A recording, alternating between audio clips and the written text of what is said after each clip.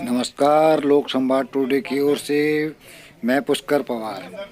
आज मैं पहुंचा हूं कोटद्वार नगर निगम मेयर प्रत्याशी महेंद्रपाल सिंह रावत की जनसभा में, जो कि कोटद्वार नगर निगम के वार्ड नंबर 3 सने में आयोजित की जा रही थी। वहां पर स्थानीय लोगों द्वारा महेंद्रपाल सिंह रावत का भव्य स्वागत किया गया।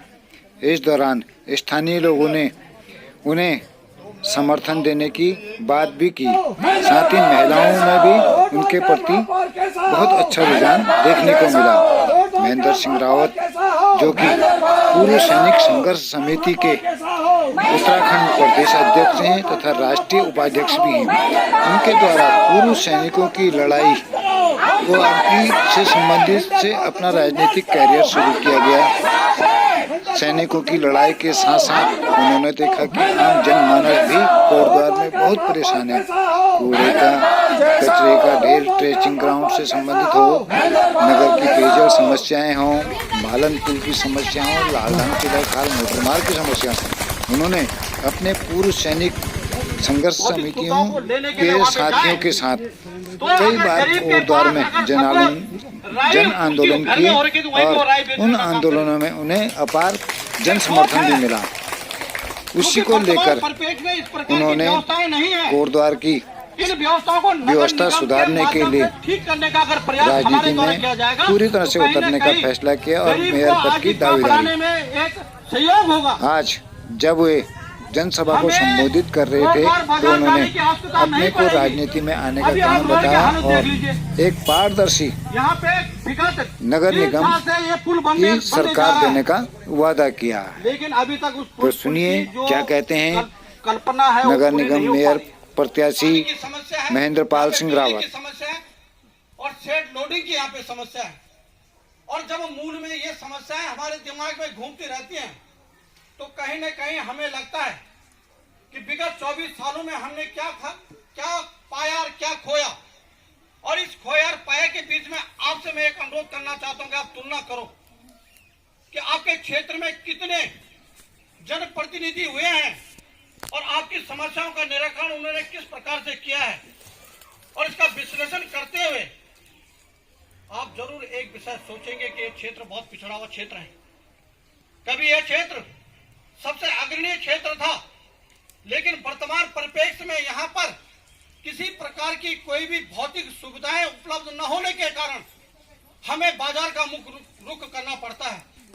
और इस बाजार के रुख के बीच में हम देखते हैं कि गरीब के हाथ से रोज कुछ न कुछ छीना जा रहा है।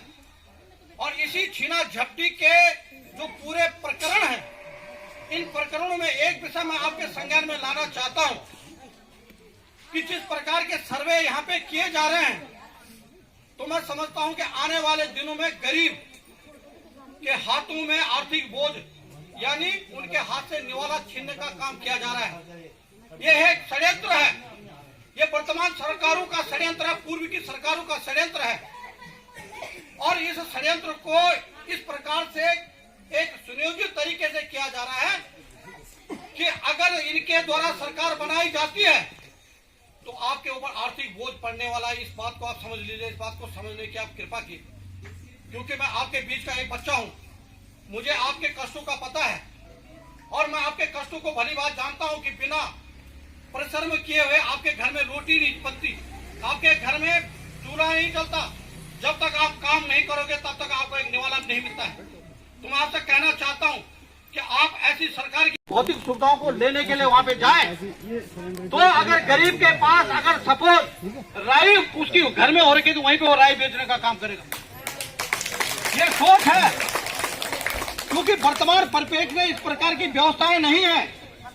इन व्यवस्थाओं को नगर निगम के माध्यम से ठीक करने का अगर प्रयास हमारे द्वारा किया जाएगा तो कहीं न कहीं गरीब को आजीविका बढ़ाने में एक सहयोग होगा। हमें कोटद्वार बाजार जाने की आवश्यकता नहीं पड़ेगी। अभी आप रोड की हालत देख लीजिए, यहाँ पे विगत 3 साल से ये पुल बनने जा रहा है, लेकिन अभी तक उस पुल की जो कल्पना है वो पूरी नहीं हो पा रही है। गरीब को अगर गरीब का हक न दिलाया, 4 जूते मार के आप मुझे बाहर भगा देना। मैं तैयार हूँ आपके परिवर्तन के लिए, लेकिन एक बार आप मुझे अपना साक्षी बनाए, मैं गारंटी देता हूँ आपको। आपके हाथ में जॉब कार्ड होगा, आपके हाथ में रोजगार होगा, और युवाओं के हाथ में रोजगार की व्यवस्थाओं को मैं भरसक कोशिश करूंगा। तो करने की शक्ति चाहिए। आप व्यवस्थाओं के पक्षधर तो बनिए। व्यवस्थाओं के पक्षधर वो व्यक्ति बनते हैं जिनके अंदर सोचने की समझो, अनुसरण शक्ति हो और काम करने की ललक हो।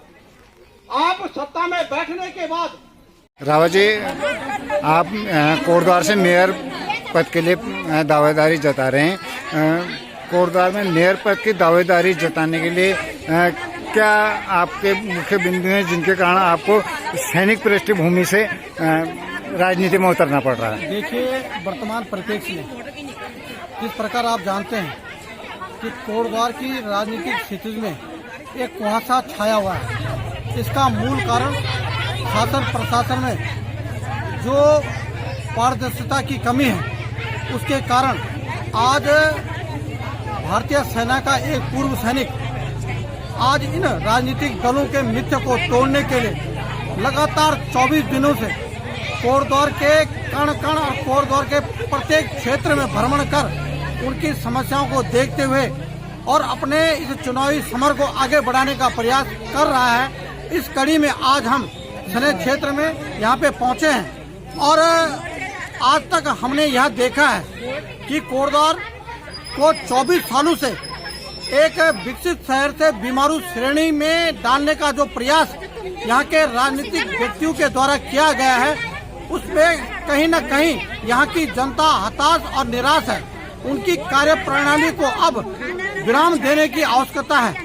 इसी कड़ी में आज भारतीय सेना का एक पूर्व सैनिक नागरिकों को बीच जा जाकर एक जन जागृति के माध्यम से एक कड़ी से कड़ी जोड़ने का प्रयास कर, जिसके माध्यम से आने वाली 23 जनवरी 2025 को एक अभूतपूर्व यहाँ पे एक आपको रिजल्ट मिलने वाला है कि कोटद्वार अब बदलाव का साक्षी बनेगा और इसके ध्वजवाहक मेरी कोटद्वार की जनता, मेरी मातृशक्ति और मेरे युवा बनेंगे, ऐसा मैं सोचता हूँ। जिस प्रकार से पिछला नगर निगम का कार्यकाल था, उसमें बहुत सी खामियां देखने पाई। अभी तक 7 साल हो गए हैं, कोटद्वार नगर निगम को शहरी मंत्रालय में शामिल नहीं किया गया है। शहर की सीवरेज समस्याएं सामने आ रही हैं। क्या प्रयास आप इसके द्वारा? देखिए, ये विषय नियोजन से संबंधित है। नियोजन करना एक बड़ी व्यवस्था है और इन व्यवस्थाओं को वही व्यक्ति समझ सकता है जो नियोजन को धरातल से जानता हो, जनता के बीच उन समस्याओं को जानता हो। और जहां तक आपने बात की कि नगर निगम जियो की, तो इस व्यवस्था में ये सरकारी तंत्र की व्यवस्था है, ये प्रशासनिक व्यवस्था है।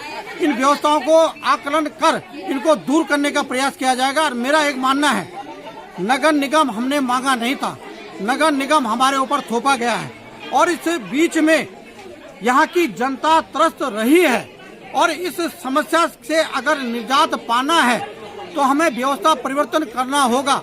इसके लिए आपको एक ऐसे व्यक्ति को लाना होगा जो प्रशासक न होकर, जो राजनीतिक न होकर, एक सामाजिक और समाज की सेवा के लिए अग्रसर हो, कार्य करे और समाज की जो समस्याएं हैं उनके निराकरण के लिए लगातार प्रयास करे और शासन और प्रशासन की बीच की इकाइयों को जो उसके अंदर जंग जमा हुआ है उसको दूर कर इन समस्याओं को निराकरण करने का प्रयास करे।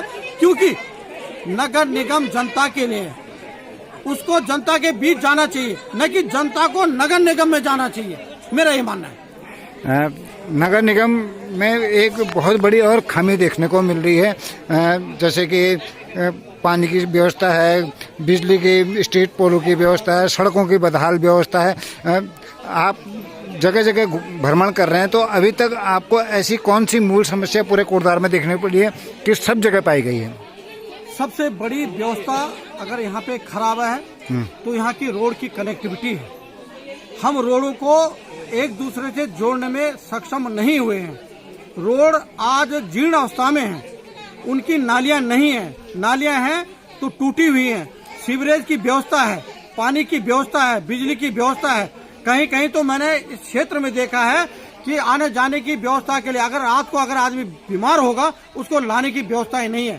सबसे पहले रोड कनेक्टिविटी, ट्रैफिक कंट्रोल और स्वास्थ्य सेवाओं को हमें धरातल पर लाना होगा, जो कि हमारी मूलभूत समस्याओं के अंतर्गत आता है। Thank you.